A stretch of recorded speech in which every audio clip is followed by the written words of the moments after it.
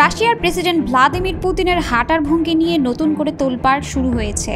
বিশেষজ্ঞদের দাবি এটি স্রেফ শারীরিক বৈশিষ্ট্য নয়, বরং সোভিয়েত আমলের কেজিবি অস্ত্র প্রশিক্ষণের গভীর ছাপ।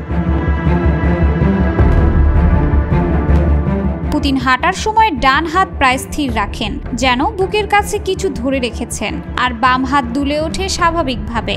এই ভঙ্গি নাকি সরাসরি সেই গোপন ট্রেনিংয়ের ফল, যেখানে যে কোনো মুহূর্তে অস্ত্র বের করে গুলি চালানোর প্রস্তুতি থাকতে হতো।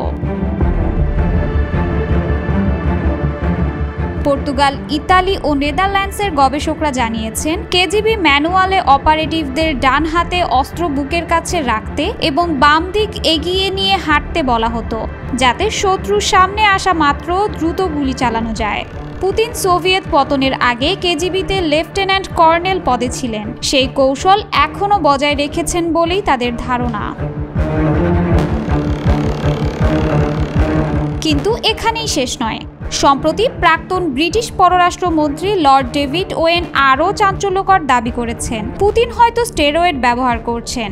তার মতে, পুতিনের মুখমণ্ডলের গঠন বদলে গিয়ে এখন ডিম্বাকৃতির মতো হয়েছে, যা এনাবলিক বা কর্টিকোস্টেরয়েড ব্যবহারের ইঙ্গিত দিতে পারে।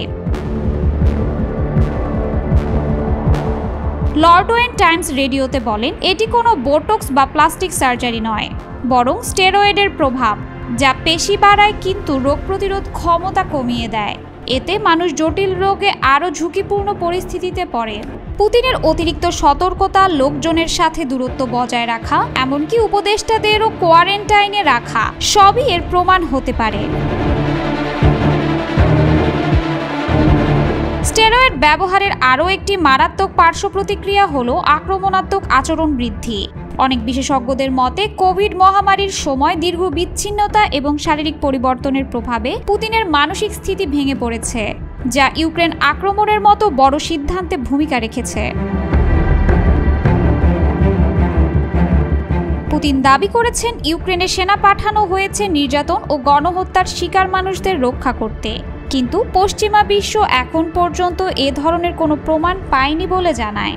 পশ্চিমা দেশগুলো বলছে এটি তার একতরফা অজুহাত, যা বাস্তবে ভূরাজনৈতিক প্রভাব বিস্তারের অংশ।